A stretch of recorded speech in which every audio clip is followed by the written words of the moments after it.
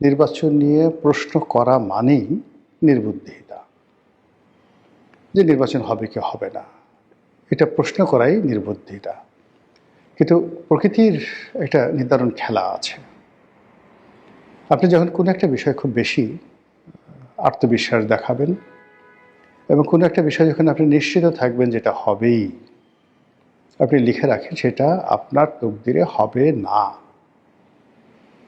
মানব জীবনে যে সকল বিষয় নিয়ে মানুষ দ্বিধাদ্বন্দ্বের মধ্যে থাকে, অনিশ্চয়তার মধ্যে থাকে, এমনকি তার জীবনের যে বড় বড় প্রাপ্তিগুলো মানুষের জীবনের, এর সবই আসে যাকে বলা হয় আনএক্সপেক্টেডলি, আশাতীতভাবে।